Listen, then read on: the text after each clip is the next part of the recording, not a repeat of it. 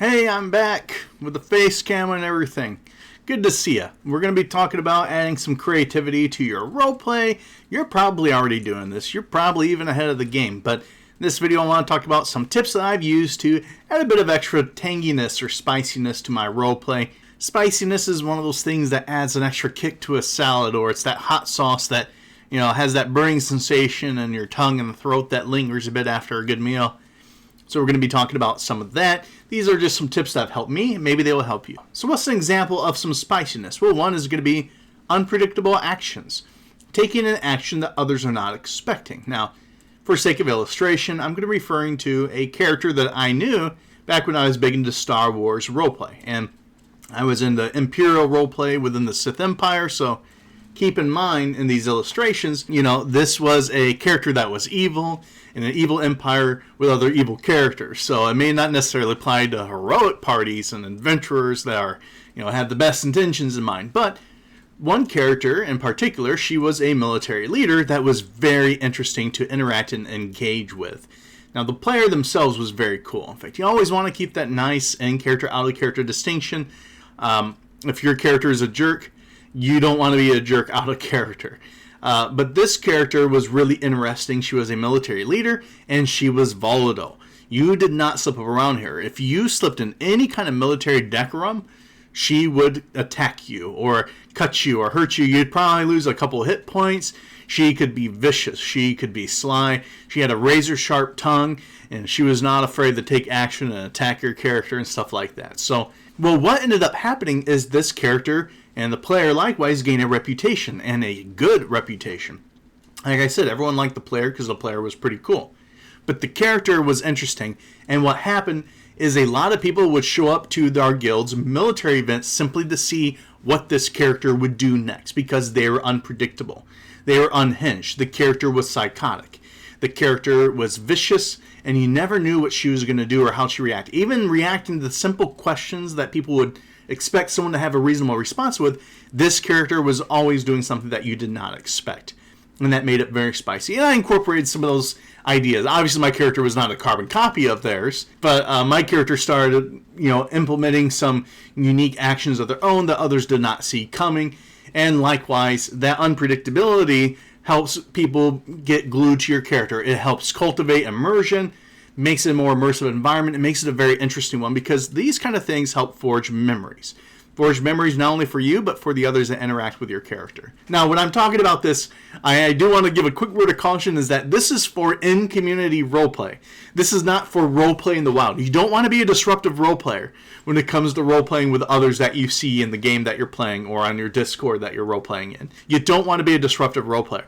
But within a roleplay community where it's kind of understood, especially if you're hosting your own event, this stuff is far more permissible to get away with. And same thing with the military leader I was using for illustration. She was often the event host when she did all this stuff. And then my character too, if I was hosting it, I could do things that others did not expect. So what's another couple ways that you can add a bit of zestiness to your character in your roleplay? Another way to go about doing this is through your dialogues. Dialogue is so crucially important. I've mentioned in an earlier video. What happens when you're reading a book and you start to get bored? You typically will look at the book and then you'll start skipping ahead the description until you get to the dialogue and the conversation. Dialogue naturally pulls your eyes to it.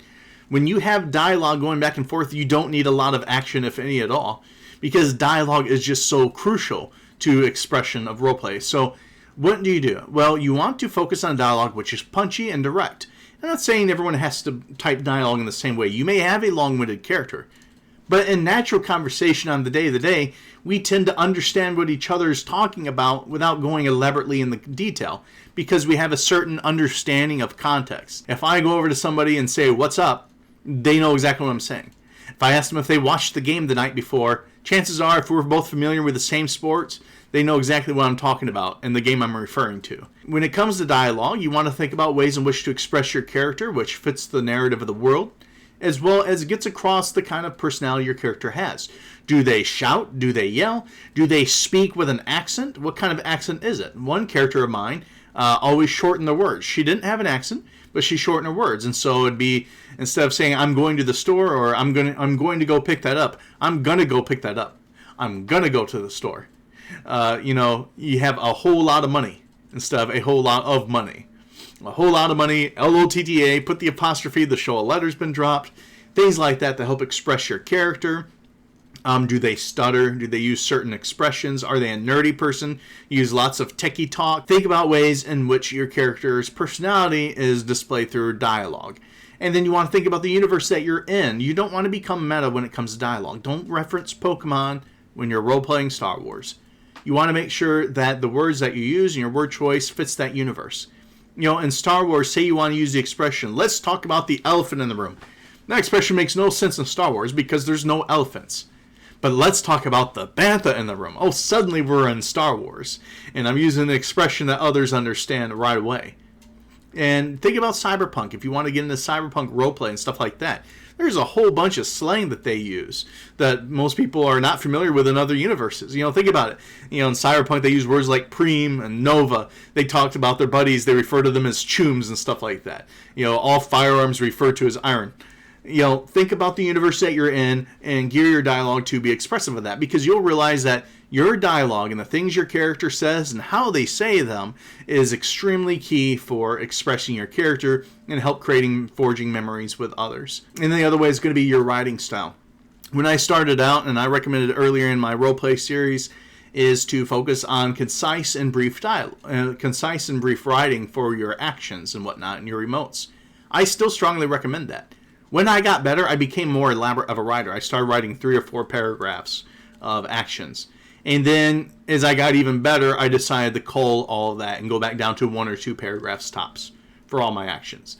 And instead, I focused on the words, the verbs, and the nouns, and the ways in which I used them in dialogue to become more colorful and to be more compact and more meaningful and expressive in the sense that I didn't have to use more words to get across an idea when I could use less and get it across just as well. And think about your choice of verbs and your choice of nouns. Somebody can walk into a room. Anybody can walk into a room. But what if your character trotted into a room? What if your character stomped into a room? What kind of visceral image comes to mind when I talk about that? Think about the difference between a character that trots up to somebody to have a chat versus a character that marches over to somebody to lecture them. Think about your choice of words, your choice of verbs and nouns, and how that comes across as your character. I think you'll find that very helpful for expressing your character in a colorful way outside of the mundane. Because what you're wanting to do is push the mundane to the fantastic, because it's fun, and because it helps build immersion, and because it cultivates a very engaging environment, both for you and your interactions with others, and the interactions that others have with your character. It can be a lot of fun. I hope these tips were helpful. If you have any tips of your own, please share them down in the comments below. These are just things that have helped me out. Focusing on unpredictable actions and writing and dialogue, taking things and pushing them to the next level has been super helpful for cultivating all these awesome memories. And of course, like I said, the context is within a roleplay community. You don't want to be disruptive roleplay in the open. So you want to make sure this is in an understood context where all these things can take place. Thanks for watching the video. I hope it was helpful. I'll see you next time. Bye.